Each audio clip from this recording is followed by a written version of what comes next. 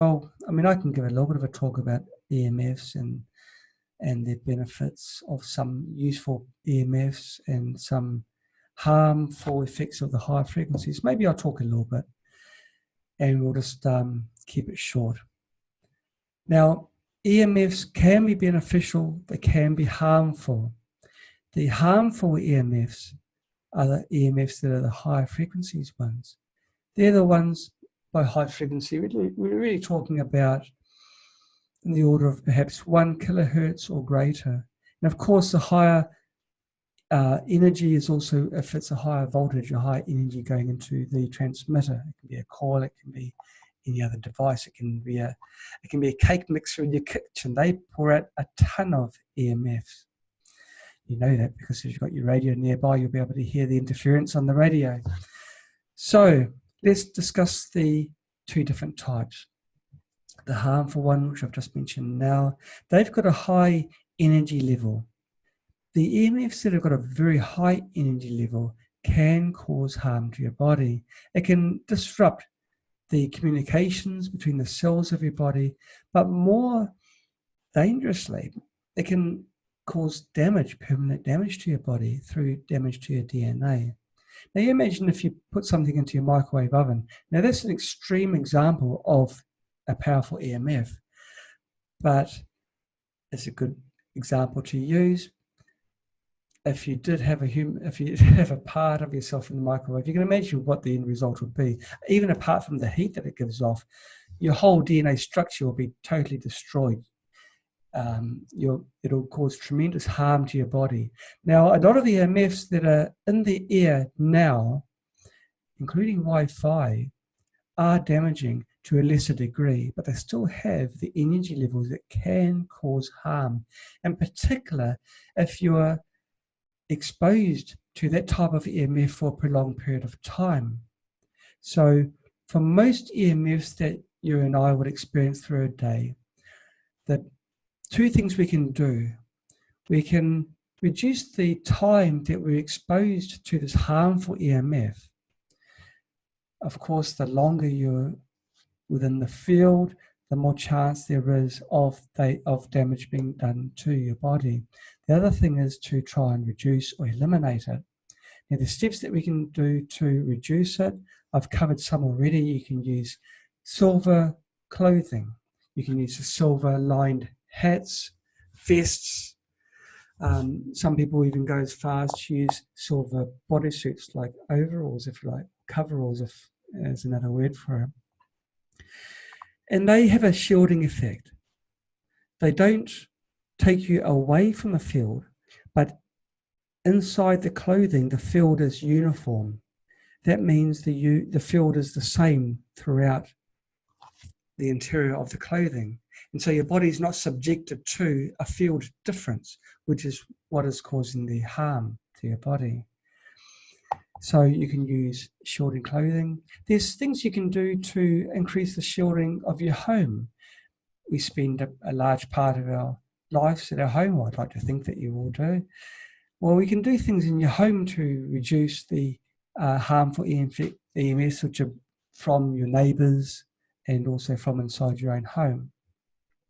If you've got a metal roof, you can drive a peg into the ground and run a wire, earthing wire if you like, and you bond it using an earthing lug onto a corner of the house.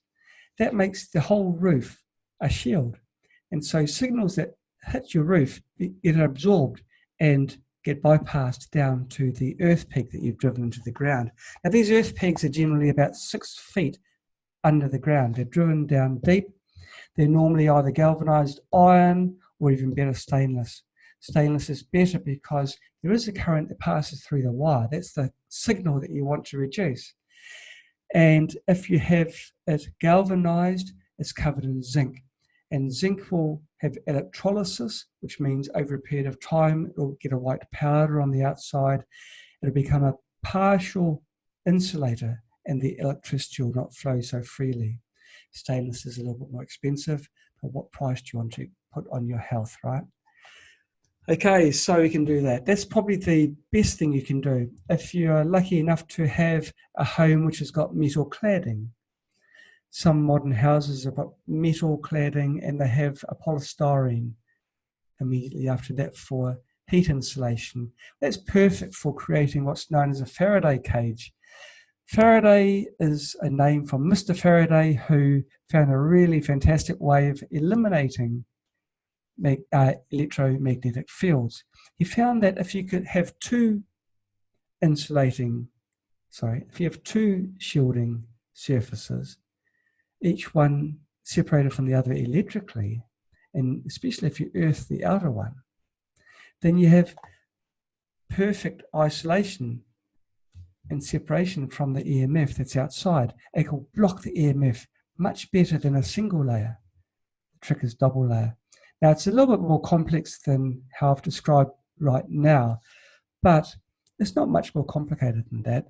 And to have an earthing of the outside shell of the house as well as the metal roof, you've got a perfect Faraday cage, almost perfect Faraday cage, and the shielding will be much greater. So there are two things you can do. Let's think. Some homes have, if you've got a home that's wooden and has got something like a tile roof, you're not completely stymied, because you can buy wallpaper that's got tinfoil backing. It's not that hard, actually.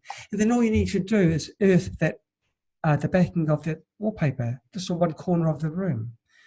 And then you have a shield. So that room will become like a Faraday cage. Not perfect, but it'll be better than nothing. Pretty much anything you can do to block to help attenuate, which means reduce the strength of the signal, will be beneficial. So those are some things you can do for your home. Okay, other things. Sources of noise that's inside your home. Well, you've got your Wi-Fi signal, the dirty Wi-Fi that everyone loves because of the convenience, right? You can use your phone on the Wi-Fi and your computers. You can wander from one room to another. Now, I'd love to be able to have wired internet in my place, but it's an apartment and it's one of many, many, many other apartments. So we didn't have any say in it. We've got Wi-Fi or nothing. And not just that, but we've got a ton of Wi-Fi signals here from all our neighbours. They're busy poisoning us with this deadly EMF. Well, what we've done, we've installed a timer so that our Wi-Fi signal turns off while we're sleeping, which means 8 hours of reduced Wi-Fi. We still have the Wi-Fi signal from the neighbours. Now, the apartments are fully concrete and they've got steel reinforcing, so the signal is weak. I'm not sure how we can reduce it much further. Yeah, it's hard to do if you're just in an apartment rather than your own home. But the signal from the other apartments isn't that fantastically strong, so we're hoping that it's going to be okay. Now, there's another thing you can do as well. Now, because during the summertime, China gets quite warm. With warmth and moisture, you get mosquitoes. And so we need mosquito nets. And mosquito nets are actually a cool way of having shielding, because all you need to do is get the fabric that's a silver impregnated fabric, or you can even use the cheaper copper zinc ones, and make your own mosquito net. I'm telling you something I haven't done yet, but it's on the to-do list. Is to make a screened mosquito net. Now, not many places like to have mosquito nets in their homes, but there's another thing to think about as well, because they're not too ugly. You can make it square, or you can just have it from a central point hanging from the ceiling and just go to the corners of the bed. There's other ways you can do it, and it's always best to earth the mosquito net. So there's another thing you can do. We've covered the silver clothing. Some people swear by these accessories that you plug into the mains power, and they're supposed to either reduce the EMF that's going through your home, or it makes it coherent, which means non-harmful. I think both of those arguments are hard to if you have an engineering background like myself, it's hard to believe that they work.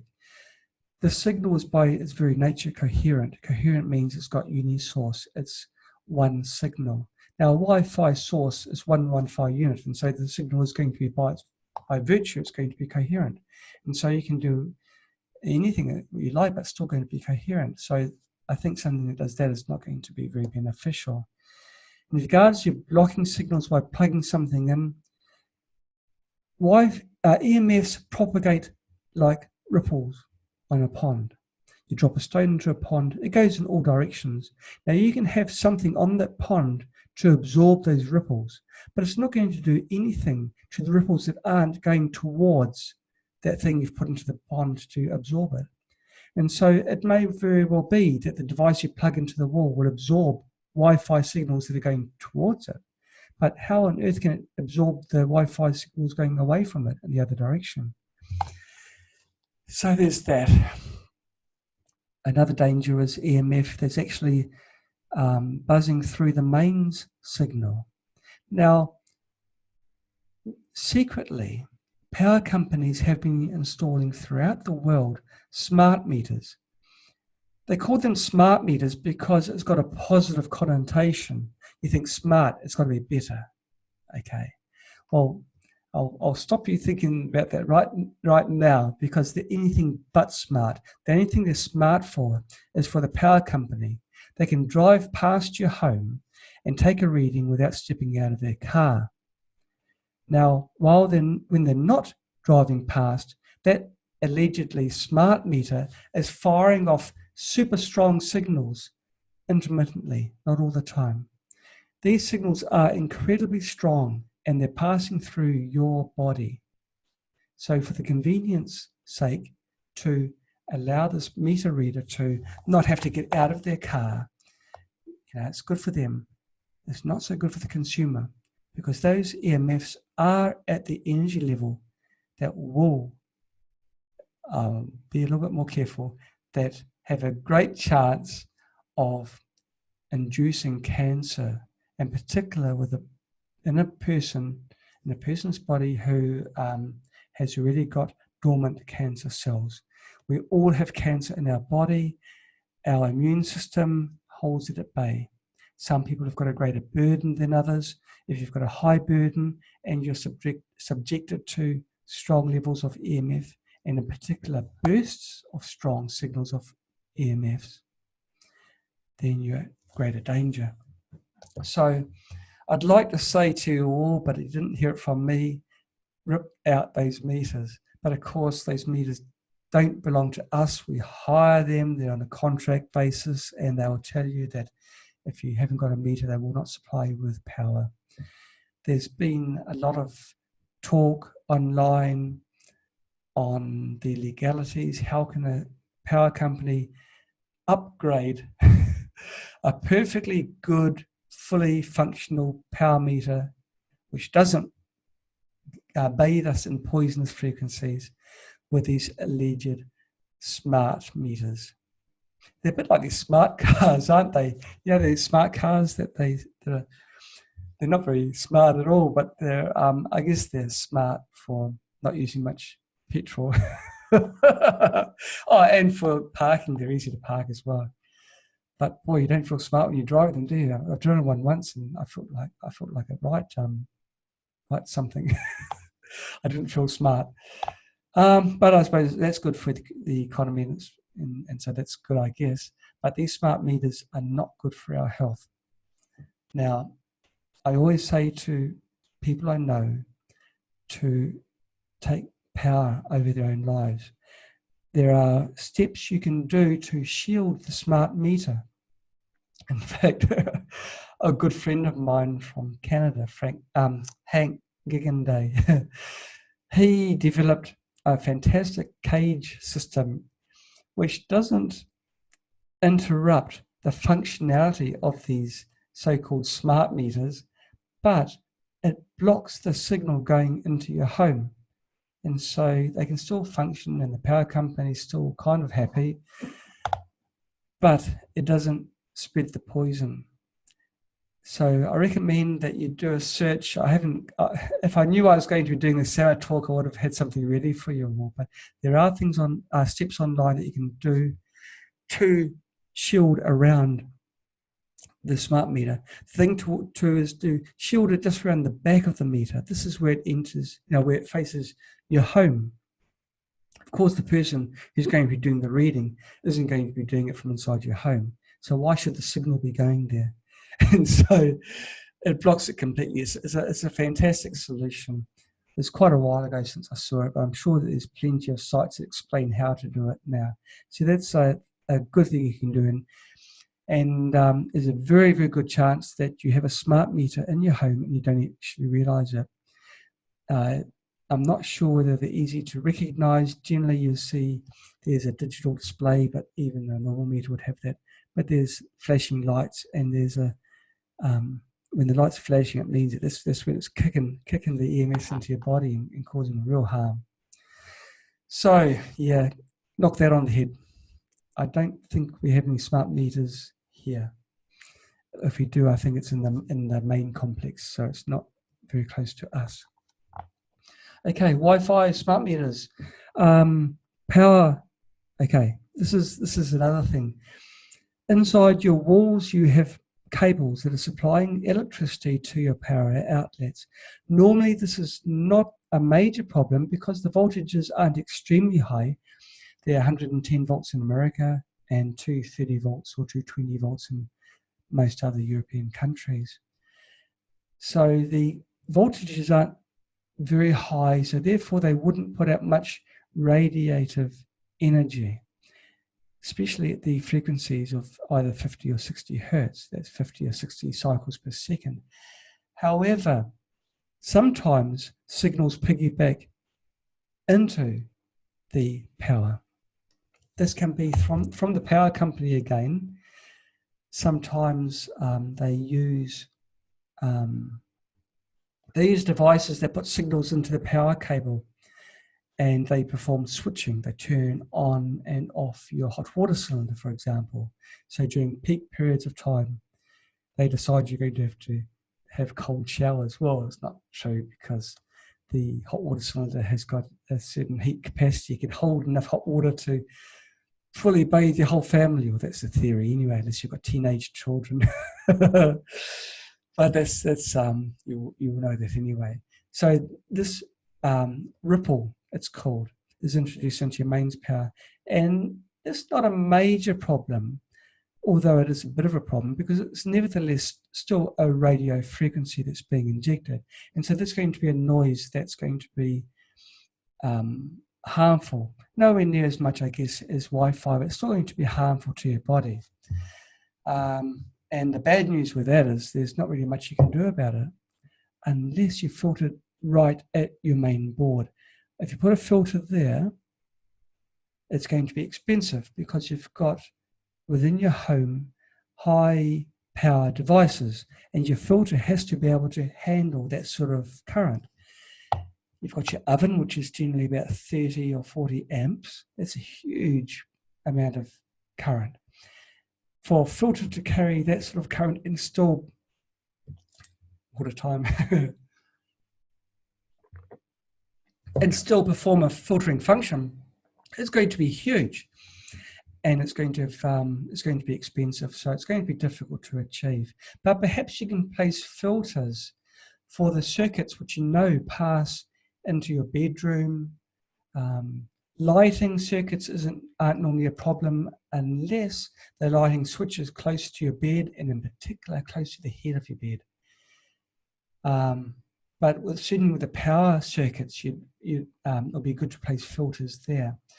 People sell filters that you plug into the wall socket outlets, and they're supposed to smooth out the power. I don't know whether they have much use. Maybe you can purchase one and try it for yourself. I've done testing on several and been disappointed with the ones I've tried. Gosh, Ali, I hope I haven't been talking too quickly. I've been rambling a bit. Okay, so your bedroom. I like to think everyone spends at least 8 hours sleeping in bed. have a think when you're lying in bed. Light switches, power socket outlets, even if you've got nothing plugged into the socket outlet. What is near the head of your bed and on that wall? Because even if you've got nothing plugged in, you've got the power going to the socket. And not just that, but you've got the cabling that's supplying that socket that's going close to your brain, going to the power socket on the other side. If you could see through your walls, if your walls were made from glass, you might be horrified to see what's behind them. Things like surge lines or water lines, that's okay. They're not going to harm you, even though they might not be exactly fantastic to have. Just the thought of having surge going whooshing past your head isn't very conducive for a good night's sleep, is it? But it's not going to cause you harm. But to have power, you can't hear it, you can't see it, you can't smell it, but it's there, and it's going to cause you harm over a period of time. So if you are fortunate enough to be in the position where you're building a home, you can get cables which shield naturally. They're earthed cables. They have an outside conductor, which is earthed. So the harmful EMF cannot radiate through the wire, through the wall, then to your nut here. And so if you're building a house, use shielded cable, in particular around the bedroom areas, and especially where you have your bed.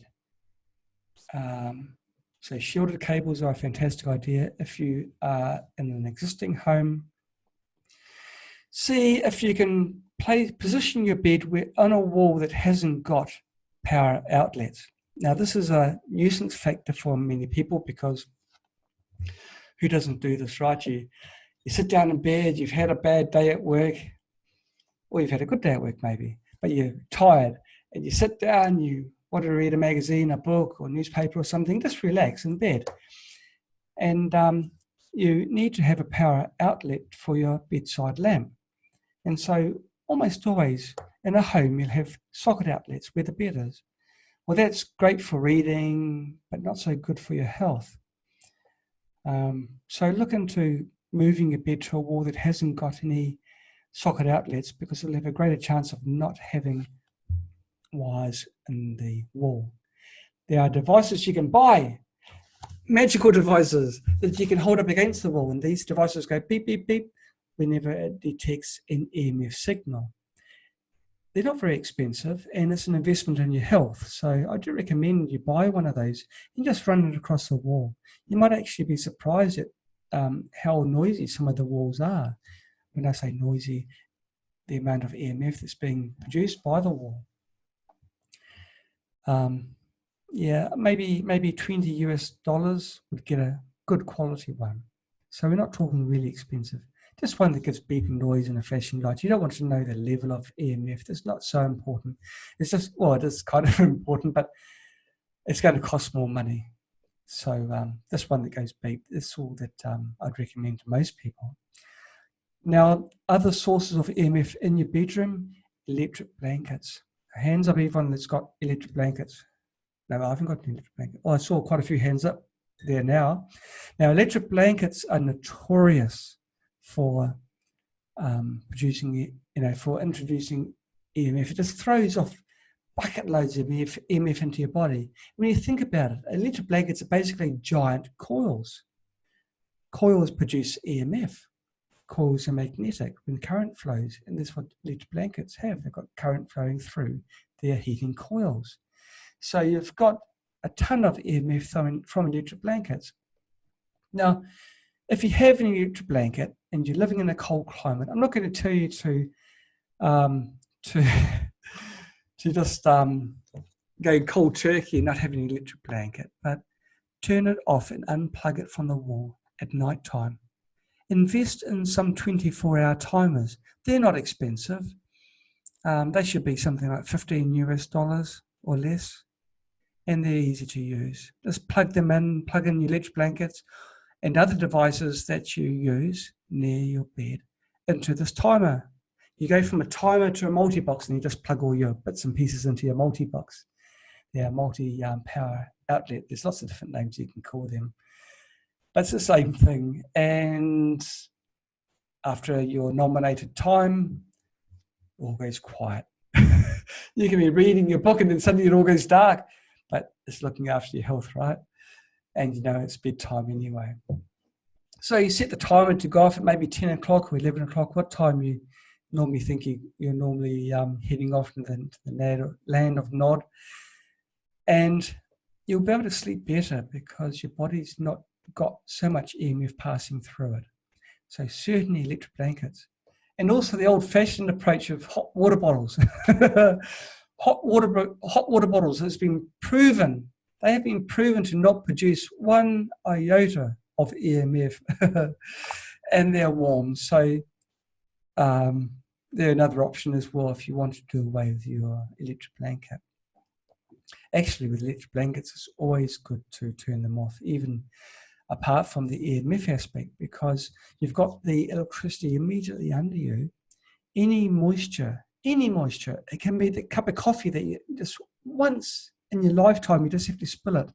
And that's the once in your lifetime you're going to be electrocuted. It's only got to happen once. It might happen on Mother's Day when you're in bed and someone brings you your breakfast in bed and there's an orange juice. This has to happen once, one mistake. So have that timer on your electric blanket. Just turn it off when you sleep. You don't, the heat's in your bed and your bed will retain the warmth while you sleep. Buy an extra blanket. Okay, what have I done? Computers. Well, almost all computers have got Wi-Fi now. Laptops have got Wi-Fi embedded into them. There's not a lot you can do, but different computers have different levels of Wi-Fi. Don't use a laptop on your lap.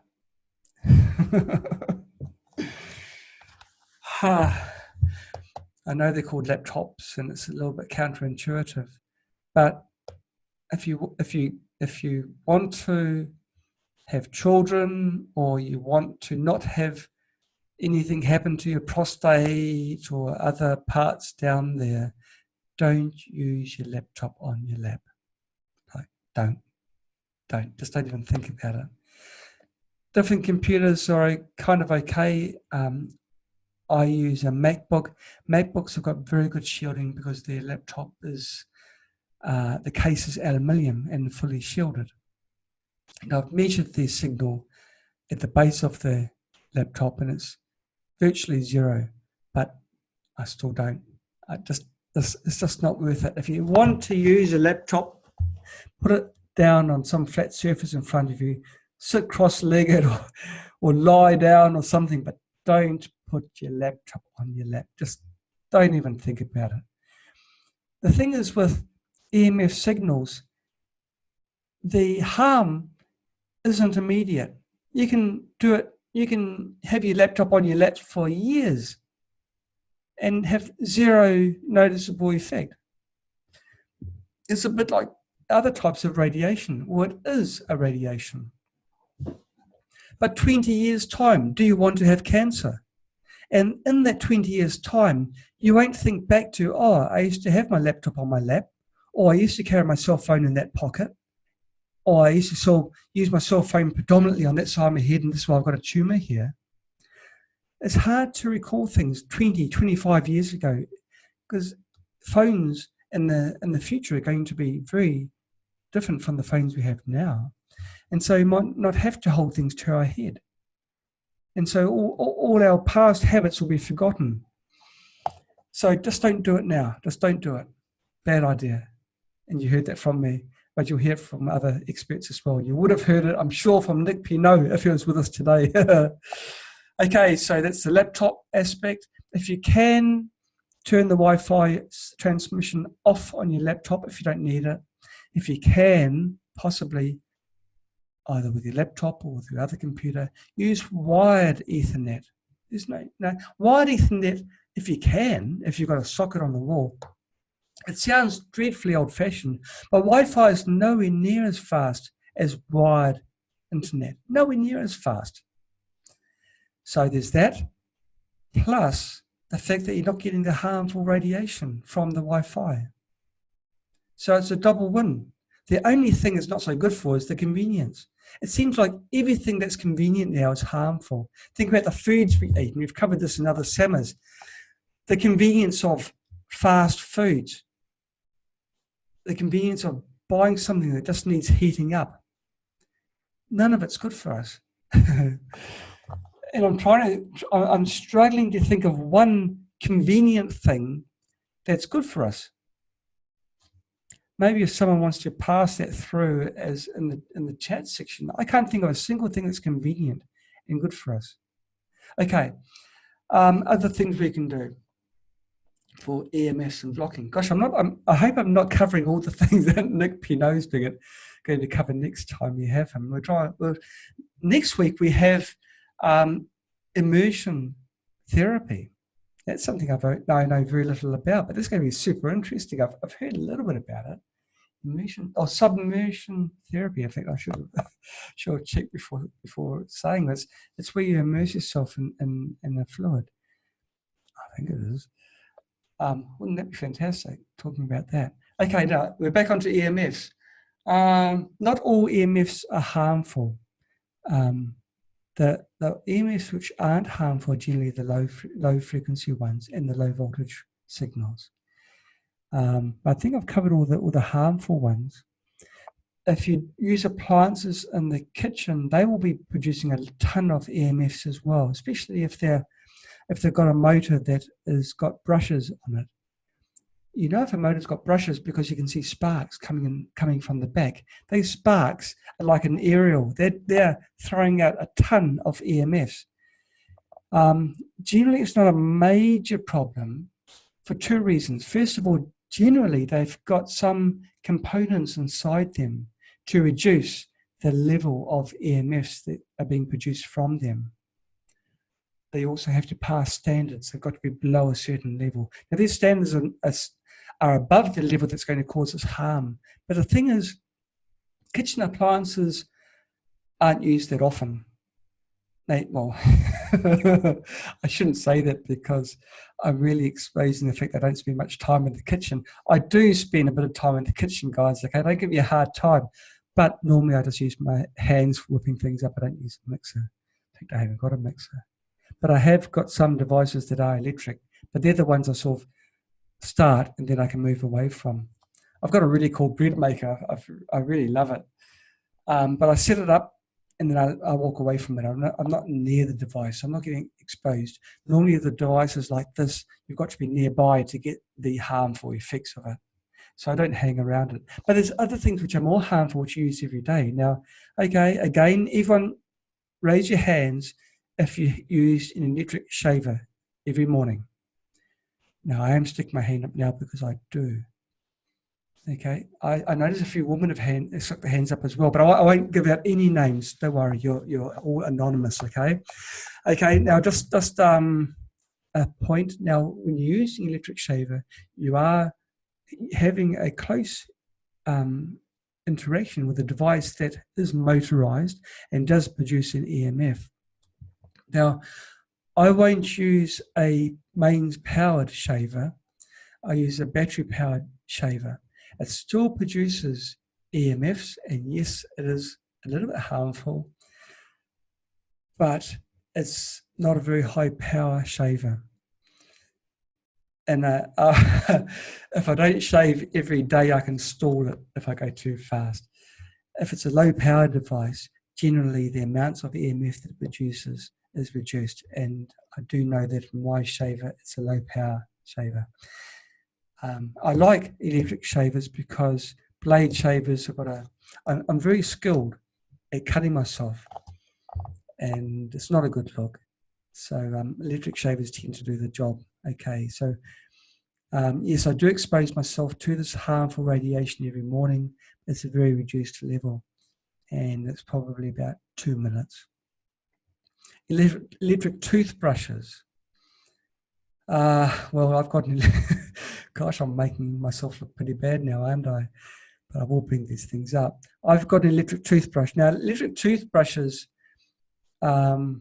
I think they're timed at about 2 minutes of running before they give a signal to say enough's enough, time to rinse. They produce quite low levels of EMF, so they're not a major concern. Again, they still produce EMFs. Anything that's electric generally does produce some form of EMF, but their toothbrushes are very low level. Now, the toothbrush plugs into or sits on a wireless charger. Now, the wireless charger, on purpose, produces an EMF, which the toothbrush picks up, is through a process called inductive coupling. The toothbrush has got a coil, and the coil is sensitive to the EMF that the charger is producing. And then by indirect coupling, it charges the internal battery to the toothbrush. Now, I know this, and I knew it when I bought it, but the bathroom is far away from where I spend my time sleeping. And besides, I only brush my teeth once a week, in the most. No, I do it more often than that. But it's short periods of time on a low power appliance, and I keep the base unit well away from where I spend most of the time, which is sleeping. Other appliances which may cause harm, it's anything that's electrically powered in your home. Generally, battery-powered devices are not so strong with their EMF signals as mains-powered ones. Mains-powered ones tend to be higher. Lighting, as I've mentioned before, it doesn't produce so much EMF unless, I guess, you've got more modern lighting like LED or fluorescent lighting. Both of those produce themselves. Each lamp produces a bit of noise. In particular, fluorescent lighting, because fluorescents contain coils, and these coils restrict the current passing through the fluorescent light. But as the fluorescent light is turned on, it suddenly gets a huge spike of energy out. There are components in the circuitry to try and reduce it, but it's only for legislation, not for our health. If they change the threshold for the noise levels, so appliances can get certification to the levels so that they're not harmful to us, then you'll find that everything becomes illegal, pretty much everything. Okay, so lighting's not normally a major problem. It's funny, the most healthy form of lighting is the old-fashioned form of lighting. It's the incandescent lighting, the old-fashioned tungsten filament, the type that good old Edison invented long time ago. This is the one that is the most healthy because it does not produce any significant amounts of electrical noise. Okay, I think I've covered just about everything of the harmful side. I'm struggling to think of anything else. If I think of anything, I'll throw it in. But now we're getting into the beneficial EMFs, because not all EMFs are bad. Now, the beneficial EMFs are generally in the category of pulsed EMF. These are EMFs that we generate on purpose. Now, I've just been explaining for the good part of half an hour, more than half an hour, how EMFs are bad for you. And now I'm going to tell you EMFs are good for you. And you're going to be scratching your heads. What am I talking about? Well, the thing is, some EMFs are good if the voltages are low and the frequencies are low. They're good because they work in unison with your body. Your whole body is electric. The communication between your cells and your nerves, everything, the energy, it's all electric. If your body had no electricity, no signals passing through it, you'd just be a lump of organic material. You'd be a politician. So your whole body is electric. Now, if you can introduce signals into your body that are more natural, then good things happen. They did studies in Russia and other countries where they removed the natural heartbeat of the earth. As I mentioned at the very beginning when I was answering a question from Jeff with regards to using a pulsed EMF coil and which program would be good just to use without even much knowledge, I told him to use the Schumann resonance. Now, just as we're living, the whole globe is living. The whole globe is an organism. We're just a small part of it. It makes us feel a little bit humble. You know, the earth has got a heartbeat. Now, we have evolved through millennia, living within this natural heartbeat. And so we now actually need this, this natural heartbeat. Just as I need this water now.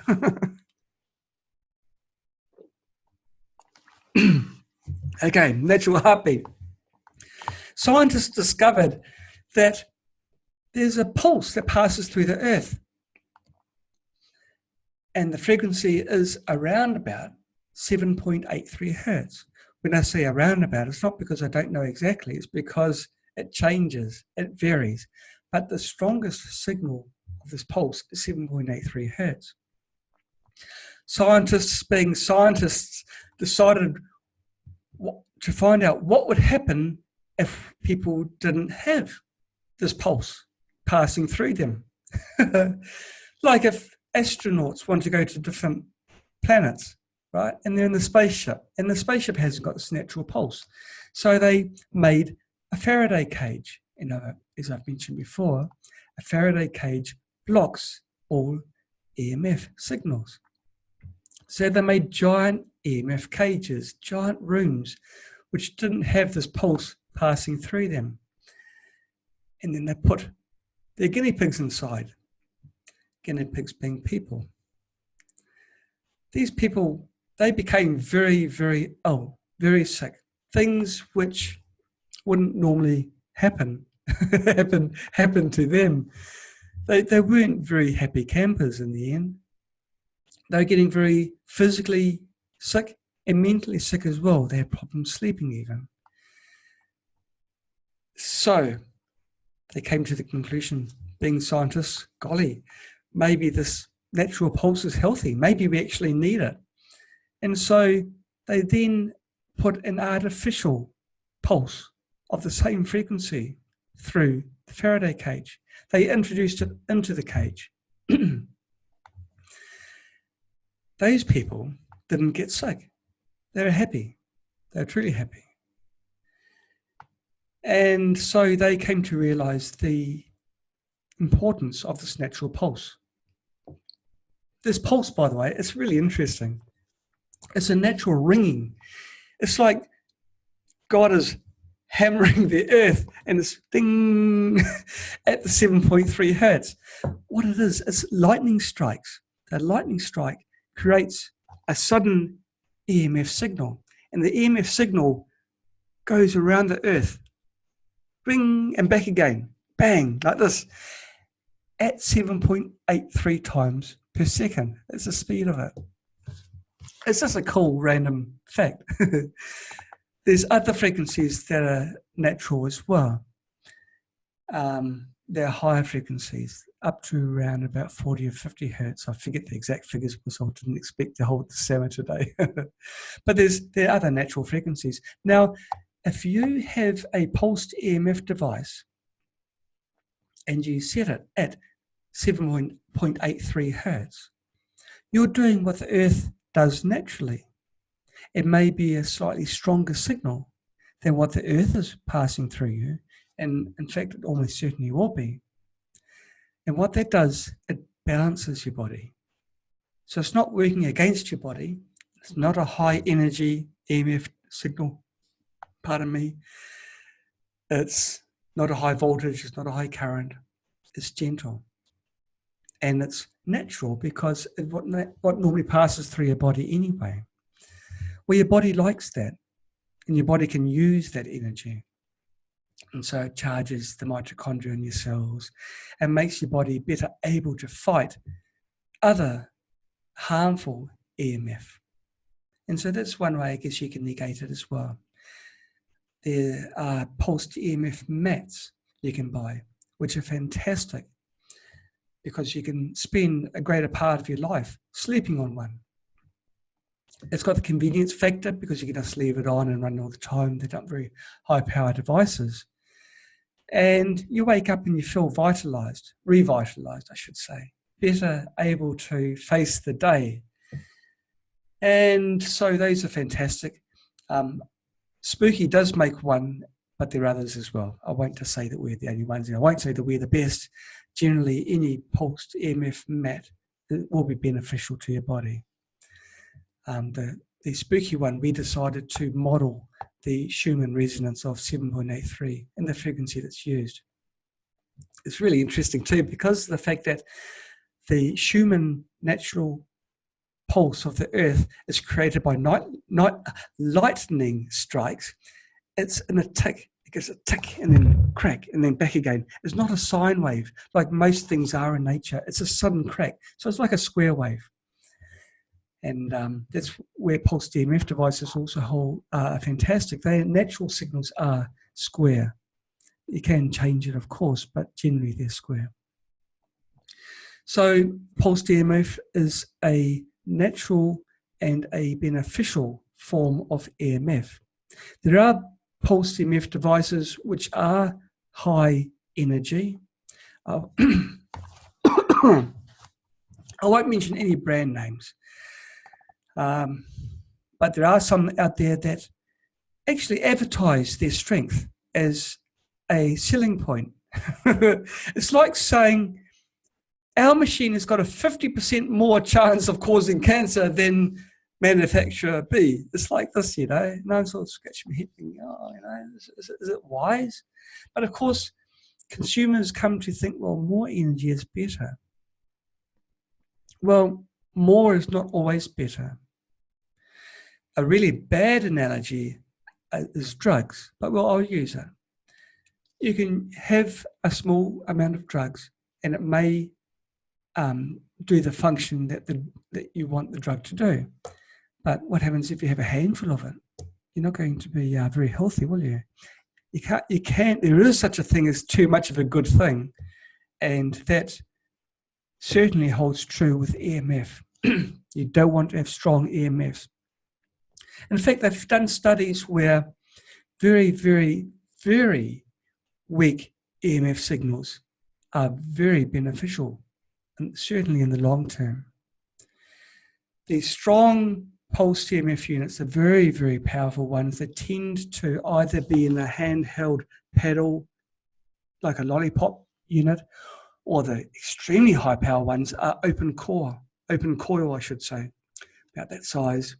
It's about 12 inches in diameter, maybe a couple of coils inside that. They're open because they will tend to overheat with the enormous amounts of energy that pass through them. Now, those ones are not designed for long-term treatment. So in their defense, they're only designed for use for maybe quarter of an hour, maybe 20 minutes maximum. So you're not subjecting your body to an extended period of this damaging EMF signal. But you certainly wouldn't want to have it overnight or any long period of time. I guess it's really designed for addressing a really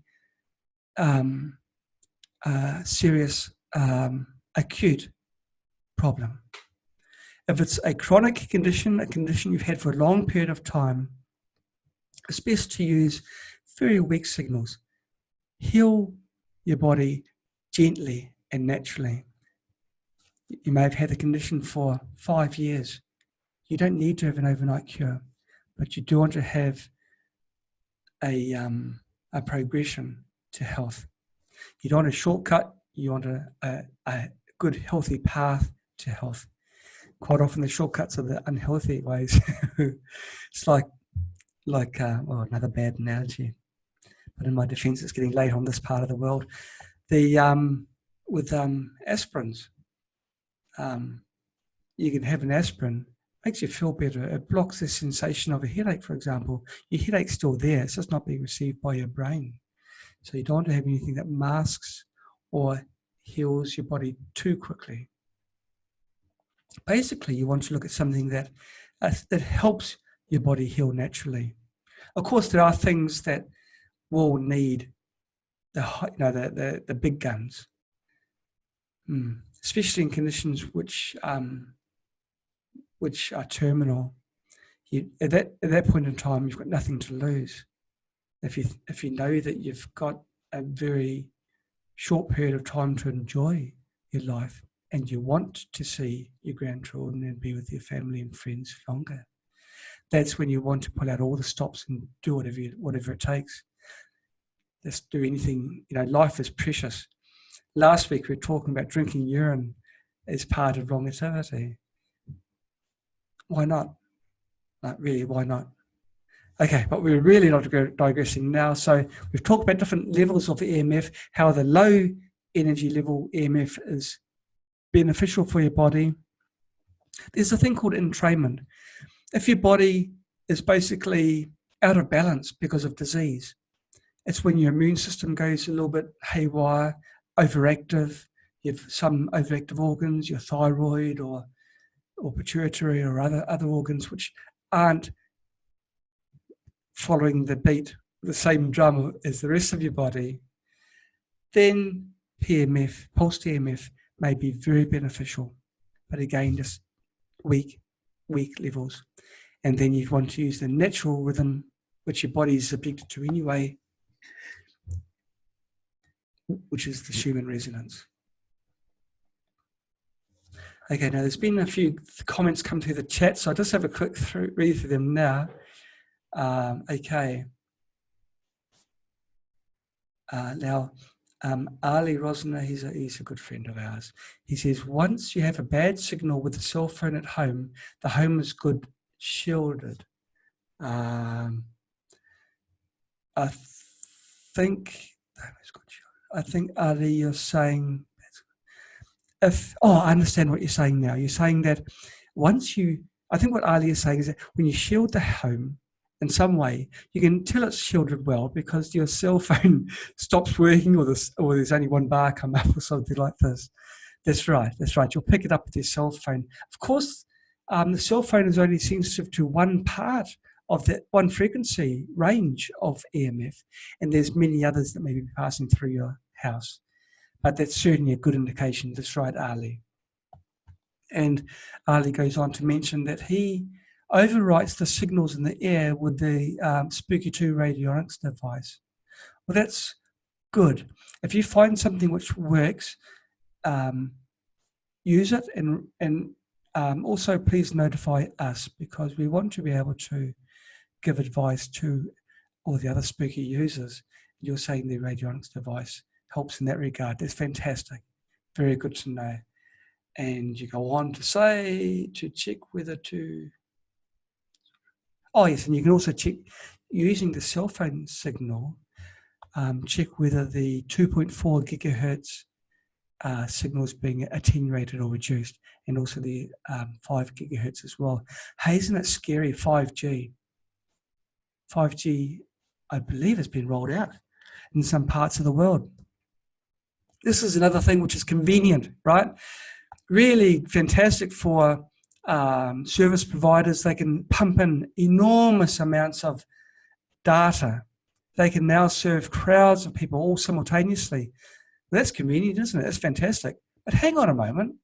Has anyone ever done serious research on the health aspects, the ramifications of these extremely, extremely high frequency signals that are going to be bombarding our body? Enormous amounts of energy. It's a little bit worse than that. Because these signals don't pass through our bodies or other structures so easily, they have to put transmission towers everywhere. It's not like these old-fashioned, time goes by, these regular phone towers where you have one every maybe 5 miles or so, because they have got a range. So if you can't see one of these towers, you know you haven't got a fantastically powerful signal passing through your body. But these 5G towers have to be close because they don't travel so far through objects. So they're closer, and also their signal strength is extremely high. So apart from the convenience side, I don't see any reason why should we really want them, really. I don't want to have faster signals. I can tolerate slow signals for the sake of health. I don't want to be getting cancer in 20 years' time. I don't want to be part of a biological experiment because it hasn't been proven what the dangers are of 5G. 5G is basically X-ray. It's so close, certainly close to the dangers of X-ray. Well, we all know how dangerous X-rays are. Well, without our permission, like it or not, we're all going to get zapped, which is where earthing of a home would be a really good idea right now. Yeah. Oh, and I did mention the earth peg into the ground as the grounding point. I said that on purpose.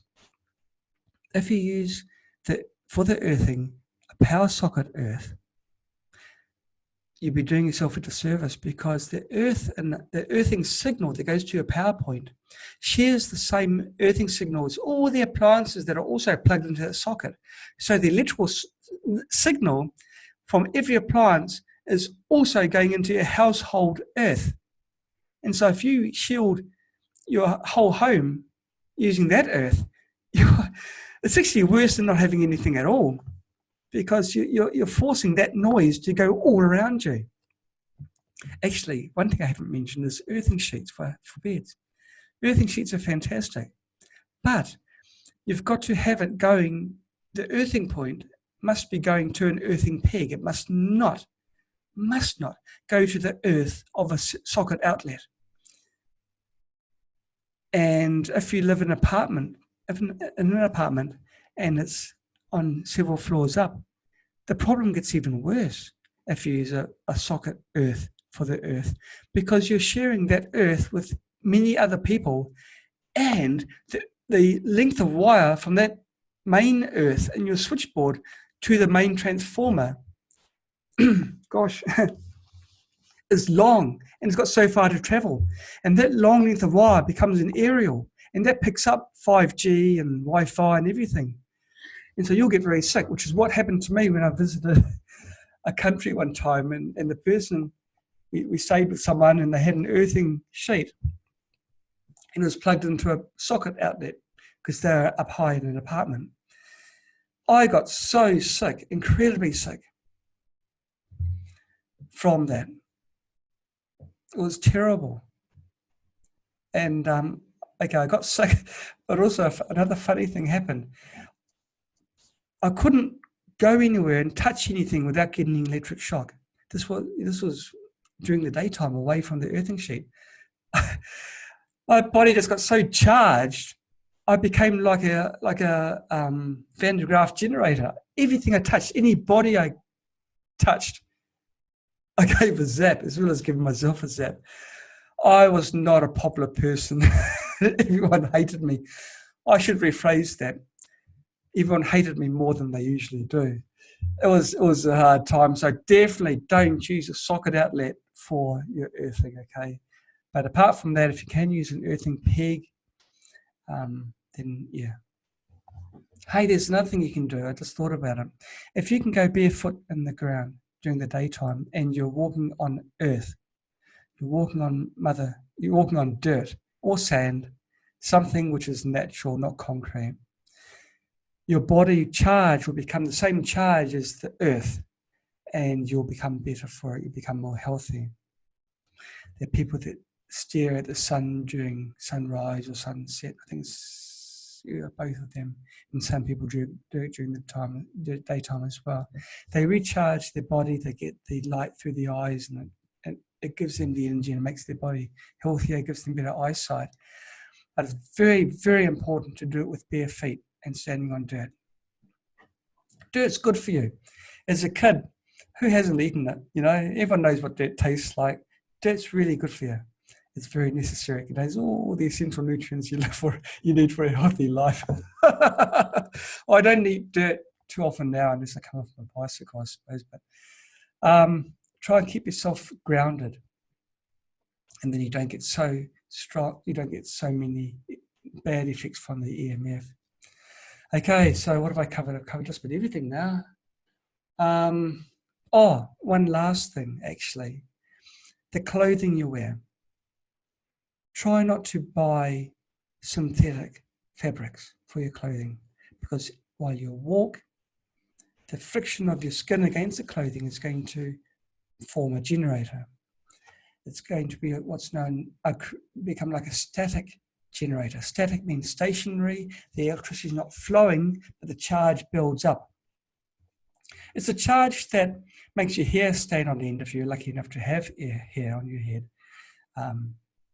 I've just been told by my friends that it does. If you walk over carpet wearing socks, especially nylon socks or synthetic socks, or slippers with synthetic soles, it can charge you up and you can get a discharge. You can get an electric shock if you touch a doorknob at the end of at the end of the room. That's a static electricity, and that's also not that fantastic for you. It's not so good for people that you touch afterwards as well. But during the course of a day, you can get tremendous charges up. So try and go for natural fabrics. Cottons and wools are much better than any of the nylons or other synthetic materials. And it's getting harder and harder to buy natural fabrics, but just do your best, especially for your undergarments, because it's touching your skin, and you don't want to be having any sort of charge there. There's also the argument where your skin is a very porous natural organ. It's like a sponge, and it absorbs things. This is why it's not good to have showers even in chlorine water. Your body absorbs the chemicals, and your body will absorb the chemicals inside the synthetic fabrics. So try and buy natural. The dyes won't be natural, almost certainly won't be natural. So give your clothing a wash before you wear it for the first time. And try and wash your clothing at least once every 6 months or so. Well, I think I've covered everything. Are there any other questions that come up? No questions from Facebook. I think, well, I've actually rambled on for an hour with zero preparation. Well, it's not too bad, guys. Give me a break. I didn't have any material ready to show you, and it was all off the cuff. But they're the things which I think are important for trying to negate the harmful effects of dangerous EMF. I do recommend the use of healthy pulsed EMF devices. They can be spooky devices, they can be any devices. Most of them are pretty good. If you do buy a powerful unit, then don't use it that often. Use it on an as needed basis. The units which we've reviewed tend to be the ones that look after your joint pains. They're very, very powerful ones. And so they're really used occasionally, not used daily, in which case they're pretty good. But don't fall into the trap of more is better. More can be actually much worse. All you need is enough power to do the job, nothing more. So if there's no more questions, then we'll pull the plug. Actually, it's good that I did local recording. I didn't think about that, but it's all been recorded. Actually, it's probably a bad thing, isn't it? It means it's going to be an official SAMA. Well, it's been fantastic having you with us. It's good to see a few new faces with me online.